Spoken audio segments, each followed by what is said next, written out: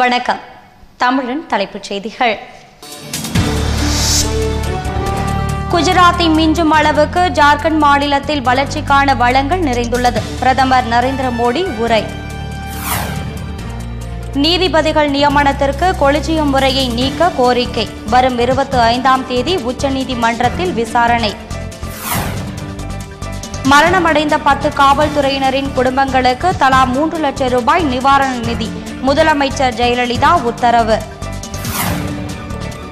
ஆளுநரை நீக்குவது தொடர்பாக உத்தரகாண்ட் ஆளுநர் குரேஷி தொடர்ந்த வழக்கு 6 வாரத்திற்குள் பதிலளிக்க மத்திய அரசுக்கு உச்சநீதிமன்றம் உத்தரவு.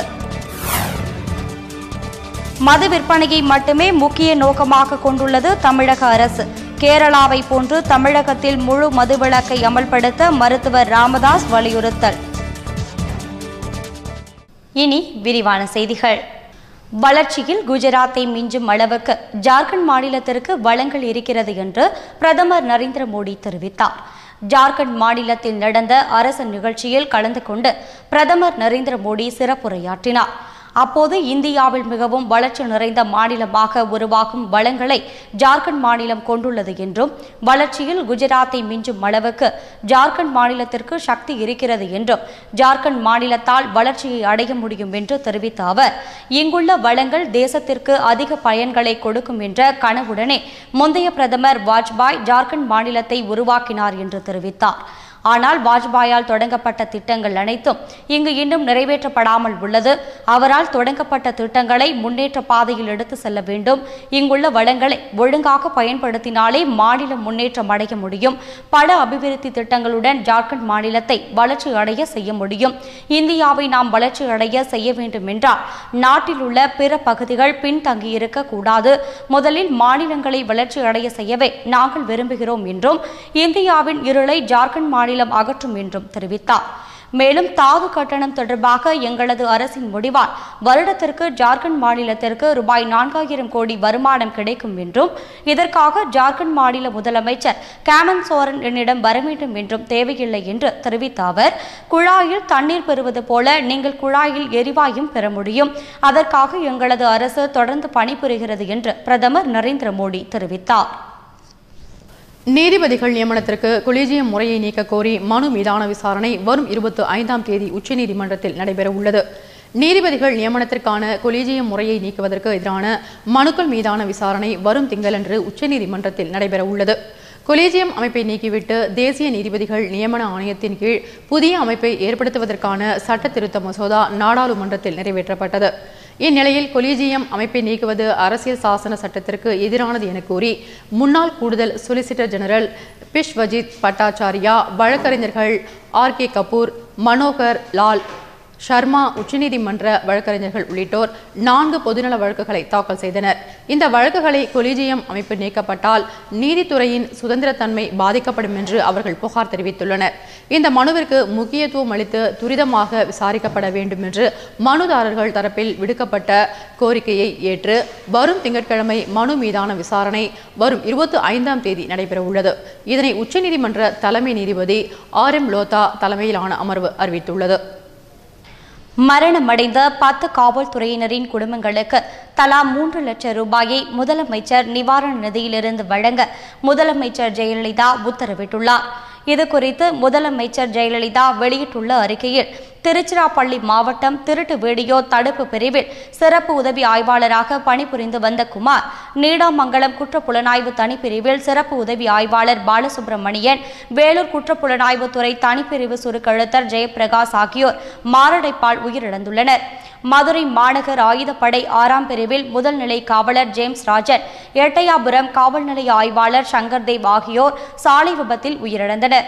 மேலும் சோழபுரம் ரயில்வே தண்டவாளத்தை கடக்க முற்பட்ட போது ரயில் மோதிய விபத்தில் சம்பவ இடத்திலேயே ராஜபாளையம் போக்குவரத்து பிரிவு முதல் நிலை காவலர் சரவணகுமார் உயிரிழந்தார். ஆரல்வாய்மொழி காவல் நிலைய தலைமை காவலர் நடராஜ சிங், சேத்தியாத்தோப்பு காவல் நிலைய சிறப்பு உதவி ஆய்வாளர் ராமலிங்கம், சென்னை அரசு பொது மருத்துவமனை காவல் நிலைய சிறப்பு உதவி ஆய்வாளர் ஞானமூர்த்தி, தல்லாக்குளம் அனைத்து மகளிர் காவல் நிலைய தலைமை காவலர் சாந்தி ராணி ஆகியோர் உடல்நலக் குறைவால் உயிரிழந்தனர். இவர்களின் துயர செய்தியை அறிந்து தான் மிகவும் வேதனை அடைந்துள்ளதாகவும் இவர்களது மரணத்தால் துயரத்தில் ஆழ்ந்திருக்கும் அவர்களது குடும்பங்களுக்கு தனது ஆழ்ந்த இரங்கலையும் அனுதாபத்தையும் தெரிவித்துக் கொண்டதோடு மறைந்த காவலர்கள் மற்றும் சுருக்கெழுத்தல் ஆகியோரின் குடும்பங்களுக்கு முதலமைச்சரின் பொது நிவாரண நிதியிலிருந்து தலா 3 லட்சம் ரூபாய் வழங்க தான் உத்தரவிட்டுள்ளேன் என்று முதலமைச்சர் ஜெயலலிதா தெரிவித்துள்ளார். ஆளுநரை நீக்குவது தொடர்பாக உத்தரகாண்ட் ஆளுநர் குரேஷி தொடர்ந்த வழக்கில் மத்திய அரசுக்கு உச்சநீதிமன்றம் உத்தரவிட்டுள்ளது. மத்தியில் பாஜக ஆட்சிக்கு வந்ததும் முந்தைய காங்கிரஸ் ஆட்சியில் நியமிக்கப்பட்ட ஆளுநர்களை மாற்ற முடிவு செய்தது. இதையடுத்து உள்துறை செயலாளர் பல்வேறு மாநில ஆளுநர்களை தொடர்பு கொண்டு பதவி விலக்க கேட்டுக்கொண்டதாக கூறப்பட்டது. அதேபோல் உத்தரகாண்ட் மாநில ஆளுநராக இருக்கும் அசீஷ் குரேஷியையும் பதவி விலக வேண்டும் என கோரப்பட்டது. ஆனால் இதை குரேஷி ஏற்க மறுத்துவிட்டார். இந்நிலையில் மத்திய அரசின் உத்தரவை எதிர்த்து உச்சநீதிமன்றத்தில் குரேஷி மனு தாக்கல் செய்தார். அந்த மனுவில் அரசியல் சட்டம் 156 1வது பிரிவின் கீழ் மாநில ஆளுநர்களை குடியரசுத் தலைவரால் நியமிக்கப்படுகின்றனர். அவர்கள் 5 ஆண்டுகள் பதவியில் இருக்க குடியரசுத் தலைவர் நியமனம் வழிவகை செய்கிறது. ஆனால் தன்னை சிலர் ராஜினாமா செய்ய சொல்கிறார்கள். குடியரசுத் தலைவரால் மட்டுமே ஆளுநர்களை நீக்க முடியும். ஆளுநர்கள் மத்திய அரசின் பணியாளர்கள் அல்ல. ஆளுநர்களை பதவி விலகுமாறு கேட்டுக்கொண்டது சட்டவிரோதமானது என்று அந்த மனுவில் குரேஷி தெரிவித்துள்ளார். இந்த மனுவை உச்சநீதிமன்றத்தின் 5 நீதிபதிகள் கொண்ட அரசியல் சாசன அமர்வு விசாரணைக்கு ஏற்றுக்கொண்டது. இதையடுத்து ஆளுநர்கள் நீக்கப்பட்டது தொடர்பாக 6 வாரத்திற்குள் பதிலளிக்குமாறு மத்திய அரசுக்கு உச்சநீதிமன்றம் நோட்டீஸ் அனுப்பியுள்ளது. மது விற்பனை மூலம் வருவாய் ஈட்டுவதை மட்டுமே நோக்கமாக கொள்ளாமல் மக்கள் நலனையும் கருத்தில் கொண்டு கேரளம் வழியில் தமிழகத்தில் மது விலக்கை அமல்படுத்த வேண்டும் என்று பாமக மருத்துவர் ராமதாஸ் வலியுறுத்தியுள்ளார். இது தொடர்பாக பாமக நிறுவனர் மருத்துவர் ராமதாஸ் வெளியிட்டுள்ள அறிக்கையில், ஒட்டுமொத்த இந்தியாவிலும் மதுவிலக்கு நடைமுறைப்படுத்தப்படாத சூழலில் தமிழ்நாட்டில் மட்டும் மதுவிலக்கை செயல்படுத்த முடியாது என்று தமிழக ஆட்சியாளர்கள் கூறி வருகின்றனர். ஆனால் அண்டை மாநிலமான கேரளத்தில் 383 மதுக்கடைகள் மற்றும் 752 குடிப்பகங்களை அரசு அதிரடியாக மூடியது. இத்தகைய அதிரடி நடவடிக்கைகள் தொடரும் என்றும் வெகு விரைவில் முழு மதுவிலக்கை ஏற்படுத்துவதுதான் உம்மன்சாண்டி தலைமையிலான கேரள அரசின் நோக்கம் என்றும் கேரள மாநில காங்கிரஸ் கட்சி தலைவர் சுதீரன் தெரிவித்துள்ளார். 2016ஆம் ஆண்டு சட்டப்பேரவை தேர்தலுக்கு முன்பாக கேரளத்தில் முழு மதுவிலக்கு ஏற்படுத்தப்படும் என்று கூறப்படுகிறது. மக்களை காப்பதற்கான கேரள அரசின் இந்த நடவடிக்கை பாராட்டத்தக்கது என்று மருத்துவர் ராமதாஸ் தெரிவித்தார். மேலும் தமிழ்நாட்டில் மதுக்கடைகளை மூடி மதுவிலக்கை ஏற்படுத்த தமிழக அரசு மறுத்து வருகிறது. எலைட் மதுக்கடைகள், பீர் மற்றும் விற்கும் மதுக்கடைகள் என புது பெயர்களில் புதிய மதுக்கடைகளை திறந்து வருகிறது. இதன் விளைவாக தற்கொலைகள் மற்றும் சாலை விபத்துகளில் முதலிடம், பாலியல் வன்கொடுமைகள் உள்ளிட்ட பெண்களுக்கு எதிரான குற்றங்கள் அதிகரிப்பு, தெருக்களில் பெண்கள் நடமாட முடியாத நிலை என அவலங்கள் நாளுக்கு நாள் அதிகரித்து வருகின்றன.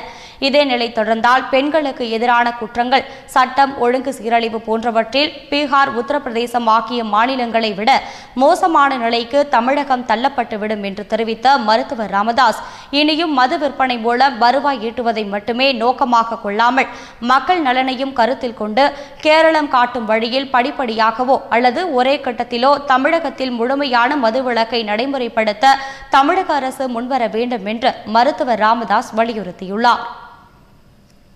விளம்பர இடைவேளைக்கு பிறகு செய்திகள் தொடரும். செய்திகள் தொடர்கின்றன. கோவிலூர் அருகே மேலக்கோட்டையில் தண்ணீர் டேங்க் ஆபரேட்டர் மர்மமான முறையில் தூக்கில் தொங்கியவாறு இறந்தது குறித்து விசாரணை நடத்த வேண்டும் என வலியுறுத்தி அப்பகுதி மக்கள் சாலை மறியலில் ஈடுபட்டனர். புதுக்கோட்டை மாவட்டம் மேலக்கோட்டையை சேர்ந்த வெள்ளைச்சாமி என்பவர் தண்ணீர் டேங்க் ஆபரேட்டராக பணிபுரிந்து வந்தார். இவருக்கு மனைவி மற்றும் 2 பிள்ளைகள் உள்ளனர். இந்நிலையில் கடந்த சில தினங்களுக்கு முன்பு மேலக்கோட்டை பகுதியில் தண்ணீர் டேங்கில் குருவி மருந்து கலந்திருந்த தண்ணீரை குடித்ததால் 200க்கும் மேற்பட்டோருக்கு உடல்நலம் பாதிக்கப்பட்டது. இதனால் டேங்க் ஆபரேட்டராக பணிபுரிந்த வெள்ளைச்சாமியை காவல்துறையினர் 3 நாட்களாக விசாரணை நடத்தி வந்தனர். இந்நிலையில் இன்று மர்மமான முறையில் வெள்ளைச்சாமி தூக்கில் தொங்கியதை பார்த்த பொதுமக்கள் காவல்துறையினருக்கு தகவல் கொடுத்தனர். மேலும் வெள்ளைச்சாமியை எடுத்து தூக்கில் தொங்கவிட்டதாகவும் கொலை குற்றவாளிகளை கைது செய்து உரிய நடவடிக்கை எடுக்க வேண்டும் என வலியுறுத்தி புதுக்கோட்டை ஆலங்குடி சாலையில் பொதுமக்கள் ஒன்று திரண்டு சாலை மறியலில் ஈடுபட்டனர். இதனால் போக்குவரத்து 1 மணி நேரம் பாதிக்கப்பட்டது. நாகர்கோவில் அருகே அரசு ஆரம்ப சுகாதார நிலையம் ஒன்றின் முன்னால் தவறான சுவரொட்டிகள் ஒட்டியிருப்பதை அகற்றக் கோரி அரசு மருத்துவ சங்கத்தை சேர்ந்த மருத்துவர்கள் காவல்துறை கண்காணிப்பாளர் அலுவலகத்தை முற்றுகையிட்டு மனு அளித்தனர். கன்னியாகுமரி மாவட்ட கிள்ளியூர் என்ற பகுதியில் அரசு ஆரம்ப சுகாதார நிலையம் ஒன்று செயல்பட்டு வருகிறது.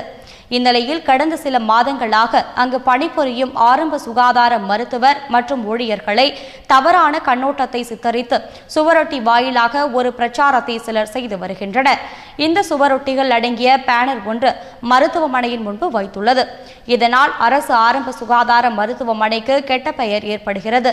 எனவே அந்த பேனரை உடனே அகற்ற காவல்துறையினர் நடவடிக்கை எடுக்க வேண்டும் என வலியுறுத்தி அரசு மருத்துவ சங்கத்தை சேர்ந்த மருத்துவர்கள் மாவட்ட காவல்துறை கண்காணிப்பாளர் அலுவலகத்தை முற்றுகையிட்டு கோரிக்கை மனு அளித்தனர்.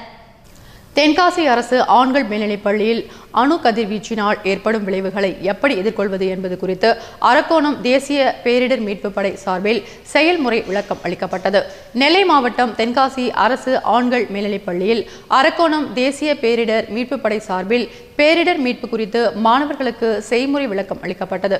பேரிடரின் போது ஏற்படும் பிரச்சினைகளை எவ்வாறு சமாளிப்பது, மழை, வெள்ளம், நிலநடுக்கம், பூகம்பம் போன்றவை ஏற்படும் போது தன்னைத்தானே எவ்வாறு காப்பாற்றிக் கொள்ள முடியும் என்பதை பற்றி விளக்கம் அளிக்கப்பட்டது. இதேபோல் அணு விபத்து ஏற்படும் போது வெளிப்படும் கதிர்வீச்சினால் ஏற்படும் விளைவுகளை எப்படி எதிர்கொள்வது என்பது குறித்து மாணவர்களுக்கு தேசிய பேரிடர் மீட்பு படையினர் செய்முறை விளக்கம் அளித்தனர். சென்னை ரெட்டரியில் நடைபெற்ற முப்பெரும் விழாவில் தமிழ்நாடு வணிகர் சங்கங்களின் பேரவைத் தலைவர் தா. வெள்ளையன் கலந்து கொண்டு பள்ளி மாணவர்களுக்கு பரிசுகள் மற்றும் சான்றிதழ்களை வழங்கினார். சென்னை ரெட்டரியில் விநாயகர்புரம் சுற்று வட்டார வியாபாரிகள் நல சங்கம் சார்பில் இளைஞரணி துவக்க விழா, நடைபாதை கடைகள் துவக்க விழா, கல்வெட்டு திறப்பு விழா என முப்பெரும் விழா சங்கத் தலைவர் திருஞானம் தலைமையில் நடைபெற்றது. விழாவில் சிறப்பு அழைப்பாளர்களாக தமிழ்நாடு வணிகர் சங்கங்களின் பேரவைத் தலைவர் தா. வெள்ளையன் கலந்து கொண்டு விழாவை துவக்கி வைத்தார். மேலும் 10 மற்றும் 12ஆம் வகுப்பில் அதிக மதிப்பெண்கள் பெற்ற பள்ளி மாணவ மாணவியருக்கு சான்றிதழ்கள் மற்றும் பரிசு கோப்பைகளை வழங்கினார். இதில் மாநில பொதுச் செயலாளர் தேவராஜ், மாநில முதன்மை தலைவர் பாலகிருஷ்ணன், மத்திய சென்னை மாவட்ட தலைவர் தேவராஜ், கருணாகரன், முரளிதரன், கமல்நாதன், பெரியசாமி உட்பட பொதுமக்கள் ஏராளமானோர் கலந்து கொண்டனர். சுதந்திர போராட்ட தியாகி ஜீவாவின் 108வது பிறந்தநாளை முன்னிட்டு அவரது திருவுருவ சிலைக்கு மாவட்ட ஆட்சியர் மாலை அணிவித்து மரியாதை செலுத்தினார். கன்னியாகுமரி மாவட்டம் பூதப்பாண்டி ஊரை சேர்ந்த ஏழை விவசாயி குடும்பத்தில் பிறந்தவர் ஜீவா. இவர் சுதந்திர போராட்டத்தில் தன்னை முழுமையாக ஈடுபடுத்திக் கொண்டார். இவரின் 108வது பிறந்தநாள் விழா இன்று கொண்டாடப்பட்டது. இதையொட்டி நாகர்கோவிலில் சர் சி வி ராமன் பூங்காவில் அமைந்துள்ள அவரது மணிமண்டபத்தில் உள்ள திருவுருவ சிலைக்கு மாவட்ட ஆட்சியர் உதயகுமார் கலந்து கொண்டு மலர் தூவி மரியாதை செலுத்தினார். இந்நிகழ்ச்சியில் சட்டமன்ற உறுப்பினர் பச்சைமால் உட்பட ஏராளமானோர் கலந்து கொண்டனர். 2014 மற்றும் 2015க்குள் தாசால்ட் சிஸ்டம் நிறுவனத்தை இந்தியாவிற்குள் 50 கிளைகள் திறக்க உள்ளதாக விற்பனை அதிகாரி ரவிக்குமார் தெரிவித்தார். சென்னை வேளச்சேரியில் உள்ள தனியார் உணவு விடுதியில் தாசால்ட் சிஸ்டம் சார்பில் கூட்டம் நடைபெற்றது. கூட்டத்திற்கு விற்பனை அதிகாரி ரவிக்குமார் தலைமை தாங்கி சிறப்புரையாற்றினார். அப்போது 2014 மற்றும் 15க்குள் தாசால்ட் சிஸ்டம் நிறுவனத்தை இந்தியாவிற்குள் 50 கிளைகள் திறக்க உள்ளதாகவும் மாணவர்களுக்கு 3T கல்வி முறை பயனுள்ளதாக இருக்கும் என்றும் தெரிவித்தார். இதில் செயலாளர் கென் கிளடான், சந்திரன் சாவுத்திரி உட்பட பலர் கலந்து கொண்டனர். தங்களது கோரிக்கைகளை நிறைவேற்றாவிட்டால் வரும் 25ஆம் தேதி சென்னையிலும் 28ஆம் தேதி தூத்துக்குடியிலும் ஆர்ப்பாட்டம் நடத்த உள்ளதாக பெருந்தலைவர் மக்கள் கட்சி தலைவர் தனபாலன் தெரிவித்தார். நெல்லையில் தமிழ்நாடு நாடார் பேரவைத் தலைவரும் பெருந்தலைவர் மக்கள் கட்சி தலைவருமான தனபாலன் செய்தியாளர்களை சந்தித்தார். அப்போது நெல்லை, தூத்துக்குடி மாவட்டங்களில் கொலை சம்பவங்கள் அதிகரித்து வருகின்றன. ஜாதியின் பெயரால் படுகொலை செய்யப்பட்ட நாடார் சமுதாயத்தை சேர்ந்தவர்களுக்கு எந்தவித நிவாரணமும் வழங்கவில்லை என்று தெரிவித்த அவர், கடந்த ஜூலை மாதம் 11ஆம் தேதி பிரம்மதேச கிராமத்தை சேர்ந்த தொழிலாளி பாலவேசமுத்து எந்தவித முன்விரோதமும் இன்றி ஜாதியின் அடிப்படையில் கொலை செய்யப்பட்டுள்ளார் என்றும் அவரது குடும்பத்திற்கு நிவாரணம் மற்றும் குடும்பத்தில் ஒருவருக்கு அரசு வேலை வழங்க வேண்டும் என்றும் இந்த கொலை வழக்கை சிபிசிஐடி காவல்துறைக்கு மாற்ற வேண்டும் என்றும் தெரிவித்தார். மேலும் இதனை கண்டித்து வருகின்ற 25ஆம் தேதி சென்னையிலும் 28ஆம் தேதி தூத்துக்குடியிலும் ஆர்ப்பாட்டம் நடத்த உள்ளதாகவும் தெரிவித்தார்.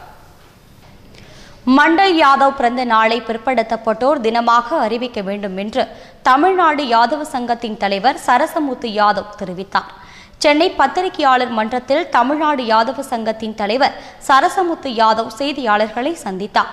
அப்போது மண்டல் யாதவ் பிறந்த நாளை பிற்படுத்தப்பட்டோர் தினமாக அறிவிக்க வேண்டும், மத்திய அரசு அலுவலகங்களில் அவருடைய புகைப்படத்தை வைக்க மத்திய அரசு ஆணை பிறப்பிக்க வேண்டும், மத்திய மாநில அரசுகள் ஒவ்வொரு வருடமும் மண்டல் யாதவ் பிறந்த நாளன்று பிற்படுத்தப்பட்ட மக்களுக்கு செய்த நலத்திட்ட உதவிகளை வெளிப்படையாக அறிவிக்க வேண்டும் என்றும் தெரிவித்தார்.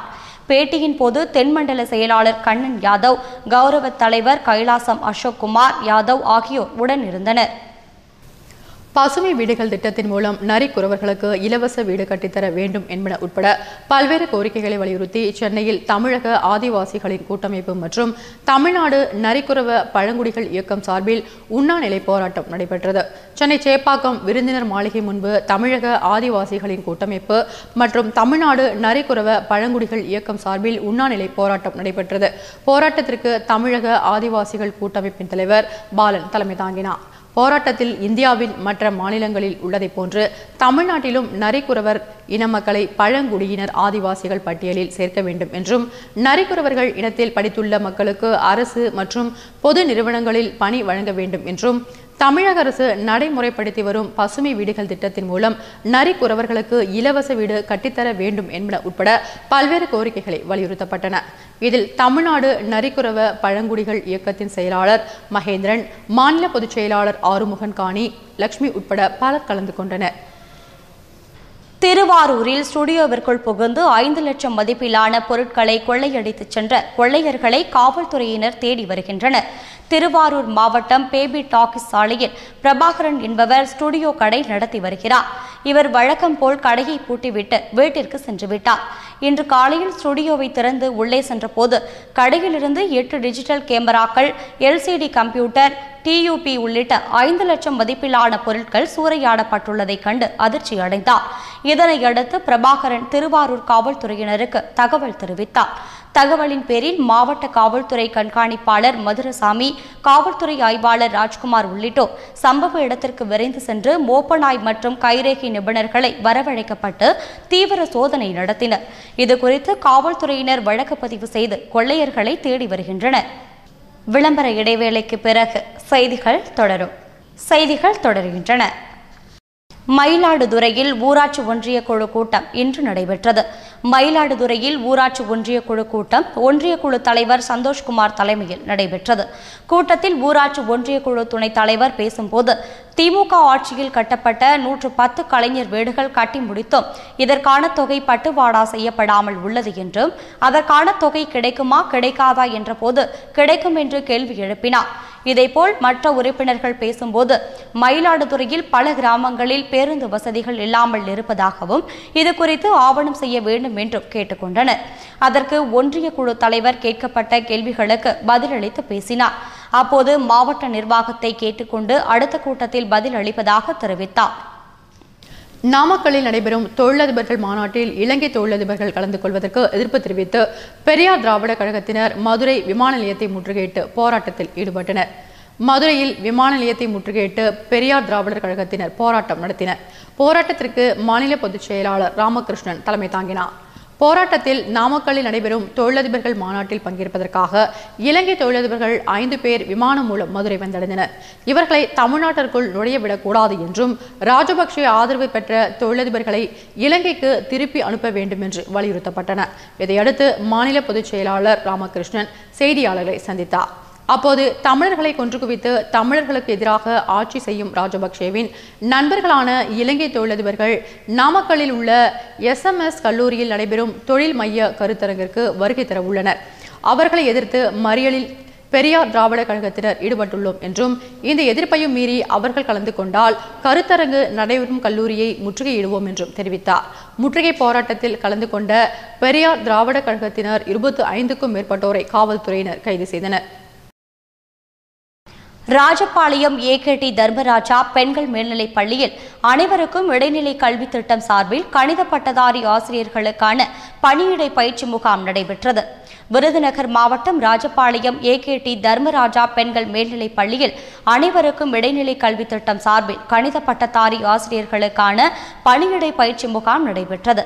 முகாமிற்கு திட்டக்கல்வி மாவட்ட ஒருங்கிணைப்பாளர் செல்வராஜ் தலைமை தாங்கி பேசினார்.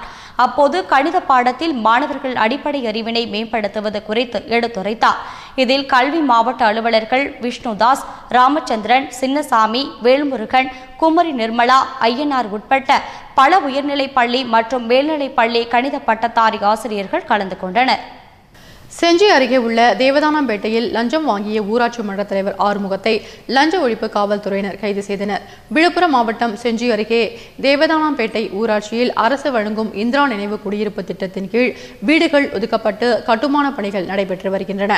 வீட்டிற்கு அரசு ஒதுக்கீடு செய்த மொத்த ரூபாய் 1,20,000 பாதி தொகையை ஊராட்சி நிர்வாகம் வழங்கியுள்ளது. இந்நிலையில் மீதமுள்ள ரூபாய் 59,000 காசோலையை வழங்க தேவதானம்பேட்டை ஊராட்சி மன்ற தலைவர் ஆறுமுகம் பயனாளி சுதாவிடம் ரூபாய் 10,000 லஞ்சமாக கேட்டுள்ளார். இதற்கு மறுப்பு தெரிவித்த சுதா விழுப்புரம் லஞ்ச ஒழிப்பு காவல்துறையிடம் புகார் அளித்தார்.